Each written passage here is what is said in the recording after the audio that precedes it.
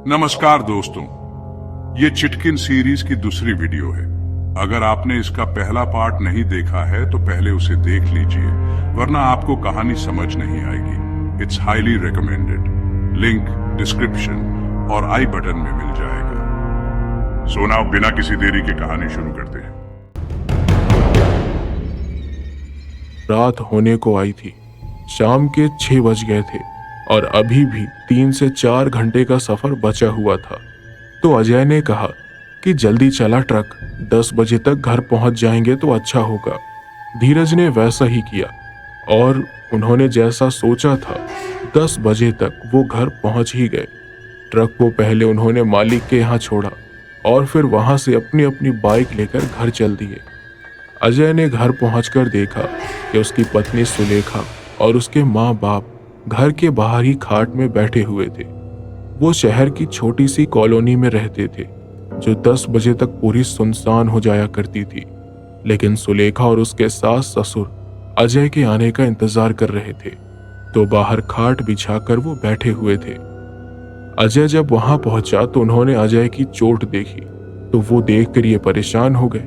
पूछने पर अजय ने उन्हें पूरी बात बताई तो उसके पिता ने कहा, ट्रक ड्राइवर का काम मैंने भी कई सालों तक किया है, लेकिन ऐसी बेवकूफ़ी नहीं की मैंने। अरे क्या जरूरत थी ऐसे सुनसान जगह पर रुकने की? रुकना ही था तो किसी शहर के ढाबे वगैरह में रुक जाता जहां आसपास लोग हों।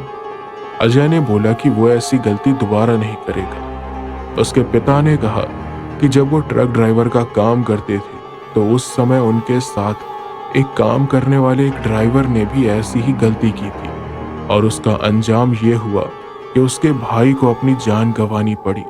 तो अजय ने पूछा कैसे? तो उसके पिता ने कहा, ये बात 25 से 26 साल पहले की है। उस समय अजय 4 साल का था। जिस मालिक के यहाँ अभी अजय काम कर रहा है, उसी मालिक के पिता के साथ अजय के पिता काम करते थे। उन्हीं के यहाँ एक और ड्राइवर रखा था उन्होंने, जो अक्सर इमरजेंसी में काम आता था। उसका नाम था मोहित। यानी अगर मान लो कहीं सामान अर्जेंटली पहुंचाना हो और उस समय अजय के पिता किसी काम की वजह से नहीं जा पाए, तो मोहित को कुछ ज्यादा पैसे देकर उसको मालिक भेज देते थे। तो उस दौरान अजय की तबीयत काफी खराब हो गई थी, इसलिए अजय के पिता काम पर नहीं जा रहे थे और मालिक को लखनऊ से बरेली सामान पहुंचाना था। हफ्ते में 3 से 4 बार उनकी ट्रक लखनऊ से बरेली जाती थी और इसी एक्सपोर्टेशन से मालिक को ज्यादा प्रॉफिट मिलता था। तो वहां से आने वाला एक भी ऑर्डर वो नहीं छोड़ते थे। तो मालिक ने मोहित को ही वहां जाने के लिए कहा। अब मोहित जहां भी जाता था वहां अपने छोटे भाई वैभव को साथ लेकर जाता था, ताकि वो भी थोड़ा काम वगैरह सीख ले। उसी सफर में उसके साथ एक भयानक घटना घटी।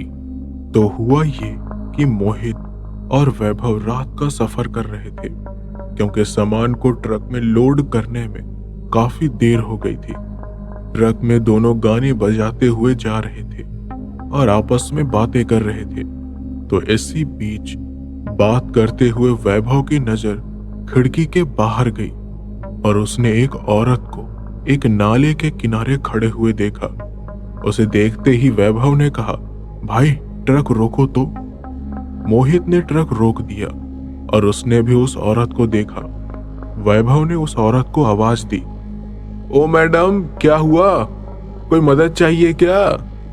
उस औरत ने वैभव की तरफ देखा भी नहीं। वो ट्रक की तरफ पीठ करके खड़ी हुई थी। लेकिन मोहित और वैभव ने अगले ही पल देखा कि वो औरत उस नाले में कूद गई और दोनों भाई चौंक गए ये देखकर। वो औरत उसके बाद ऊपर आई ही नहीं। मोहित ने कहा, ये तो कूद गई, लगता है मर गई। तो वैभव ने बोला, इस नाले में इतनी गहराई है ही नहीं, चलकर देखे क्या? तो मोहित ने कहा, नहीं नहीं, इस मामले में नहीं पड़ेंगे। ये कहकर मोहित तो उस रात निकल गया वहां से और सामान पहुंचाकर आ भी गया वापस। फिर 2 दिन के बाद मोहित को फिर से बरेली जाना था। तो बिल्कुल पहले की तरह मोहित वैभव को लेकर रात में बरेली के लिए निकल गया। दोनों फिर से बातें करते उसी नाले के पास से गुजर रहे थे कि तभी वैभव को वापस से नाले के किनारे वापस एक औरत खड़ी हुई दिखाई दी, जिसे देखकर उनके होश उड़ गए। वैभव ने कहा, मोहित, ट्रक रोक, वो देख, वो औरत तो जिंदा है। मोहित ने उस औरत को देखा और बोला कि शायद वो डूबी ही नहीं थी, लेकिन ये वापस से ऐसी जगह पर क्या कर रही है। तो वैभव ने कहा, हटा यार, हमें क्या, चल निकलते हैं यहाँ से। लेकिन जैसे ही मोहित ने ट्रक चालू किया, वैसे ही उन्हें रोने की आवाज आई। दोनों ने उस औरत की ओर देखा, जो अब वही नाले के किनारे बैठकर रोने लगी थी। मोहित और वैभव को समझ नहीं आया कि क्या किया जाए, लेकिन आखिर में दोनों ने सोचा कि इस मामले में ना ही पड़े तो इसी में ही भलाई है, इसलिए दोनों वहां से चले गए। अब बरेली पहुंचकर दोनों ने सामान वगैरह अनलोड करवाया और वापसी के लिए निकल गए। रात के करीब 2 बजे के आसपास वो लोग वापस उस नाले के पास पहुंचे और दोनों को उस जगह पर वापस से रोने की आवाज आई। अब दोनों ने नाले की ओर देखा तो ये देखकर हैरान रह गए कि उस समय भी वो औरत वहीं पर बैठकर न जाने क्यों रो रही थी। वैभव ने बोला, ये है कौन भाई, और इतनी रात को इतनी देर से यहाँ बैठकर क्यों रो रही है, जाकर देखे क्या। पर मोहित ने कहा, रहने दे यार, कहीं कुछ गड़बड़ हुई तो क्या पता आसपास झाड़ियों में कोई चोर डाकू छुपे हो और उनका प्लान हो कि जो कोई भी मदद के लिए आएगा उसे लूट लेंगे। उसकी बात थी तो सही, अब सुनसान रास्ते में ऐसा होने का खतरा तो रहता ही है, इसलिए दोनों वहां से निकल गए। फिर एक दिन छोड़कर अगले दिन वापस से बरेली जाना पड़ा उन्हें। उसी नाले के पास से दोबारा पहुंचकर उन्हें वापस से उस औरत की रोने की आवाज आई और नाले की तरफ देखा तो वो औरत उसी जगह पर बैठी मिली और वो रो रही थी। दोनों भाई उसको देखकर चौंके हुए थे, इतने दिनों से वो औरत वहीं पर थी। तो मोहित ने कहा, आज तो देखना ही पड़ेगा कि ये औरत यहाँ हर रात करती क्या है। पर वैभव ने उसको रोकने की कोशिश की और बोला, भाई, इस मामले में मत ही पड़ो, कहीं कुछ हो गया तो। मोहित ने आसपास देखा, उस औरत के अलावा और कोई भी नजर नहीं आया उसे। तो वो बोला, अरे भाई, मुझे इसके अलावा तो कोई दिखाई दे ही नहीं रहा है, एक बार देखे तो कि बात क्या है, क्या पता सच में उसे मदद की जरूरत हो। तो वो नीचे उतर गया और उसके पीछे पीछे वैभव भी उतर गया। लेकिन जब दोनों सड़क से झाड़ियों को पार करके नाले के पास पहुंचे तो दोनों ने देखा कि वो औरत वहां से गायब हो गई है। दोनों ने इधर उधर देखा पर वो औरत दिखी ही नहीं। दोनों घबरा गए कि एक ही पल में वो औरत कहाँ चली गई, अभी तो यहीं पर बैठकर रो रही थी। उन्होंने चारों ओर अच्छे से देखा पर वो नहीं दिखाई दी। लेकिन जैसे ही वो वापस जाने के लिए मुड़े, उन्हें पीछे से रोने की आवाज आई। दोनों भाई झट से पीछे मुड़े और दोनों ने देखा कि वो औरत नाले के दूसरी तरफ बैठ के रो रही थी। उसने अपना मुंह छुपा रखा था। उन्होंने आसपास देखा, वहां कोई रास्ता था ही नहीं जहां से इतनी जल्दी दूसरे हिस्से में भी पहुंचा जा सके। वो दोनों भाई ये देख ही रहे थे कि वो वहां पहुंची कैसे। फिर वैभव ने मजाक में कहा, लगता है उसे रोने के लिए ये जगह पसंद नहीं आई, इसलिए उधर चली गई। अब ये बोलकर वो हंस भी दिया।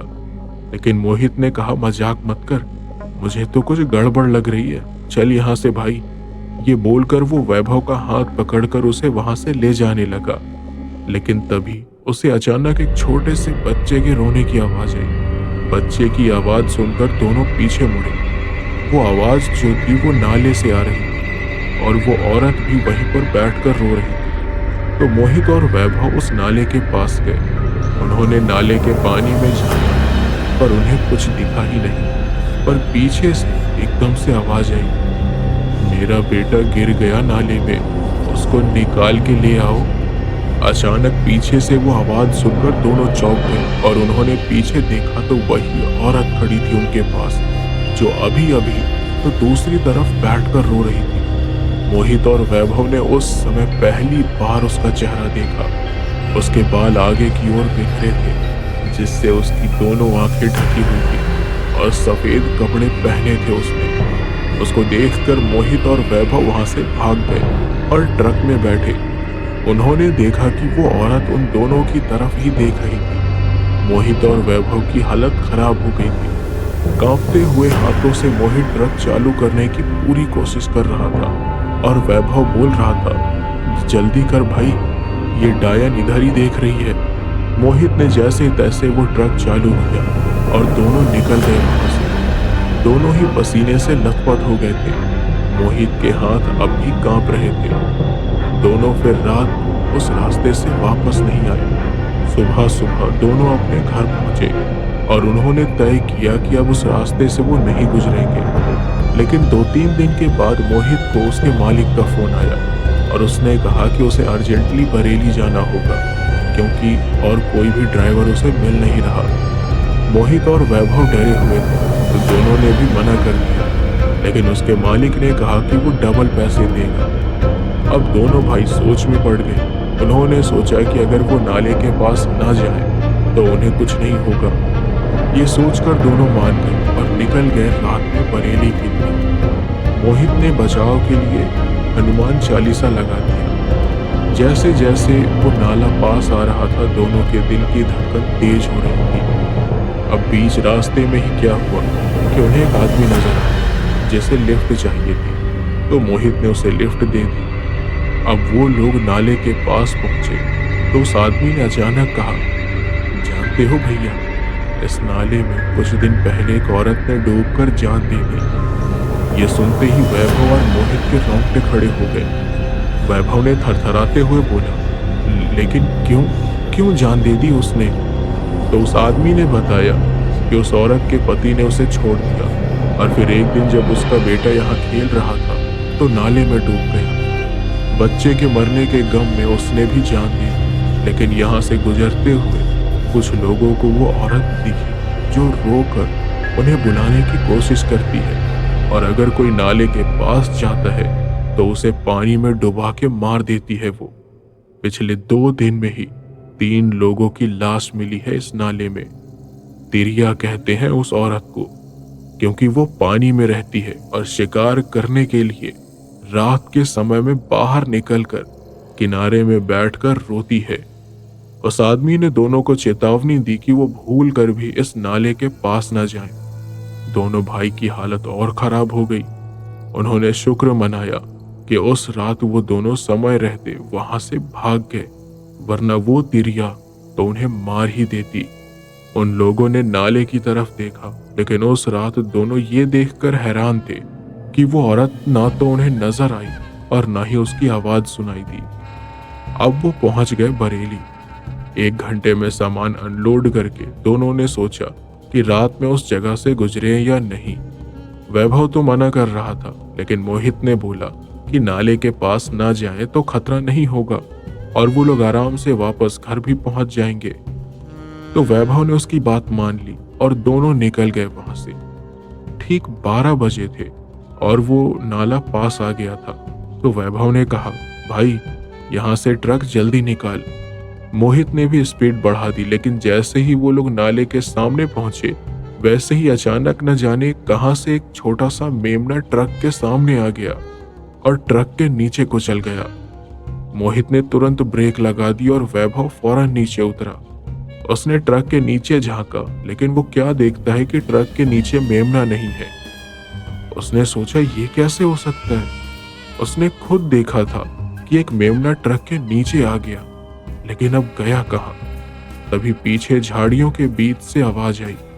वैभव ने पीछे देखा तो उसे वही मेमना नाले की तरफ भागता हुआ दिखाई दिया और उसके पीछे एक आदमी भी भाग रहा था। वैभव ने उसे आवाज दी, अरे ओ काका, उधर मत जाओ, उधर खतरा है। लेकिन वो आदमी मेमने के पीछे ही भाग रहा था। उसने पलट कर भी नहीं देखा। फिर उसे रोकने के लिए वैभव उसके पीछे भागा, लेकिन मोहित ने वैभव को रोकने की कोशिश की, लेकिन वैभव उस आदमी को रोकना चाहता था। मोहित भी फिर वैभव के पीछे पीछे गया। अब क्या हुआ कि जो मेमना और वो आदमी थे वो अचानक से पानी में कूद गए और वैभव ठीक नाले के पास जाकर रुका। वो हैरान होकर उस नाले के पानी की तरफ देख रहा था। उसने उस आदमी को आवाज लगाई, लेकिन वो आदमी ना तो बाहर आया और ना ही छटपटाया। मतलब पानी में गिरते ही वो डूब गया। अब वैभव ने कहा कि पानी तो इतना गहरा नहीं है कि आदमी ऊपर सतह पर आ न सके। बड़ी अजीब बात थी ये। मोहित वैभव से थोड़ी दूर पर खड़ा था। उसने कहा, वैभव वहां मत खड़ा रह, जल्दी इधर आ। वैभव ने मोहित की ओर नजरें करी और बोला, तुमने देखा वो कैसे गायब हो गया? तो मोहित ने कहा, अरे जल्दी चल, मैंने देखा है इसीलिए बोल रहा हूं, जल्दी चल इससे पहले कि वो तिरिया आ जाए। वैभव ने इधर उधर देखा कि कहीं तिरिया आसपास तो नहीं। फिर उसने वापस जाने के लिए एक कदम बढ़ाया कि इतने में ही किसी ने उसका पैर पकड़ लिया। वैभव सुन्न पड़ गया। वो अब भी मोहित की ओर देख रहा था और नीचे पैर की तरफ देखने की उसकी हिम्मत नहीं हो रही थी। मोहित ने कहा कि क्या हुआ, क्यों रुक गया, चल भाई इधर से। तो वैभव अचानक चिल्लाने लगा, भाई बचा लो, मुझे बचा लो, मैं मरना नहीं चाहता, भाई मुझे बचा ले यार। मोहित को समझ नहीं आया कि अचानक वैभव को क्या हो गया। वो उसकी तरफ आगे बढ़ा, लेकिन जैसे ही वैभव के पास जाने के लिए उसने कदम बढ़ाया, वैसे ही किसी ने वैभव को पानी के अंदर खींच लिया। ये देखकर मोहित की रूह कांप गई। वो वैभव का नाम लेकर चीखा और उसे बचाने के लिए पास आया, लेकिन उसने देखा कि तिरिया यानी वो भयानक औरत वैभव के कंधे पर बैठकर उसका सर पानी में डुबा रही थी और वैभव अपने हाथ पैर मार रहा था। पानी में बुलबुले उठ रहे थे। मोहित चीखा, चिल्लाया, उसने मदद के लिए भी पुकारा, लेकिन इतनी रात में उस सुनसान जगह पर कोई होता भी कैसे। उसने फिर हिम्मत करके पानी में उतरने का सोच लिया, लेकिन अगले ही पल तिरिया वैभव को लेकर पानी के अंदर चली गई। मोहित के दिमाग ने काम करना बंद कर दिया। उसका पूरा शरीर कांप रहा था। उसके दिमाग में अब सिर्फ एक बात चल रही थी, अगर वो उस रात वहां नहीं आता तो उसका भाई जिंदा होता। काश वो वैभव को नाले के पास जाने से रोक पाता। काश वो ज्यादा पैसे के लालच में अपने मालिक की बात ही नहीं मानता तो उसका भाई आज जिंदा होता। अगले दिन ये बात मालिक और अजय के पिता को पता चली और फिर उस दिन के बाद से अजय के पिता ने कभी भी मोहित को नहीं देखा। वो कहाँ गया और अब क्या करता है ये भी उन्हें नहीं पता। उस किस्से को उन्होंने सबक के रूप में इस्तेमाल किया और वही कारण था कि अजय के पिता ज्यादातर रात का सफर नहीं करते थे, और अगर करना भी पड़ता तो कभी भी वो सुनसान जगह पर ट्रक नहीं रोकते थे। अजय ने भी इन तीनों किस्सों को सबक के रूप में लिया और उसने भी तय किया कि वो कभी भी सुनसान जगह पर ट्रक नहीं रोकेगा। अगले भाग के लिए चैनल को सब्सक्राइब करें और बेल आइकन दबाएं ताकि आप कोई भी कहानी मिस न करें। और हाँ, लाइक, शेयर और कमेंट करना न भूलें।